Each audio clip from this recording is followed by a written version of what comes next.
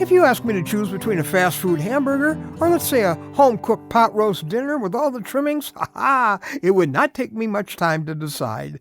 It probably wouldn't take you much time either. But having lived in metropolitan areas most of my life, it was great to rush into McDonald's or Burger King or whatever and grab something. See, often the choice has been between dinner on the run or no dinner at all. So that was an easy choice. But there was a time, believe it or not, when there weren't many fast food places. But yeah, it's true. I even remember that. We had to drive almost an hour where we lived at one point to get to McDonald's. Oh, there were diners and expensive restaurants, but nothing really that fast. Now, it is always, of course, my preference to have carefully prepared full-course meals. But sometimes, hey, you need what you need fast, right? I'm Ron Hutchcraft, and I want to have a word with you today about wisdom to go. Now, our word for today from the Word of God comes from Nehemiah chapter 2. And Nehemiah is the cupbearer to the king of Persia. He's had his heart broken when he's heard about the destroyed condition of his home city of Jerusalem. And he's been praying about this now for months. And he goes before the king, and this particular conversation will turn out to change the course of history.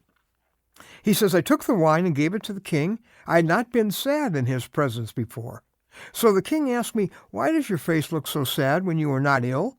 This could be nothing more than sadness of heart. I was very much afraid. But I said to the king, may the king live forever. Why should my face not look sad when the city where my fathers are buried lies in ruins and its gates have been destroyed by fire? The king said to me, what is it you want? Now you can almost hear Nehemiah's knees shaking here as he says, then I prayed to the God of heaven and I answered the king. Well, he proceeds from here to tell all about his burden for the city, and the king responds and equips Nehemiah to go there, and miraculously, that city is rebuilt in 52 days. Now, this turns out to be a decisive conversation. Nehemiah is really on the spot. Everything's riding on his answer. Now, it's nice when you have a week to pray for something, but when you have just a moment and you really need like some wisdom, but there are those moments when there is no chance for you to do any of those things. You have to get it fast. So what does Nehemiah do? He's on the spot. He taps into one of God's most practical gifts, wisdom to go. Now you're faced with those kinds of crunches on many occasions. Whenever it's possible, of course, it's best to take some time to decide your next step. It's like taking time to prepare and eat a great dinner. But in some situations, you barely have time to drive up to the window and say, wisdom to go, please, with everything on it. But God will give it to you in those pressure moments, maybe like the ones you're in right now.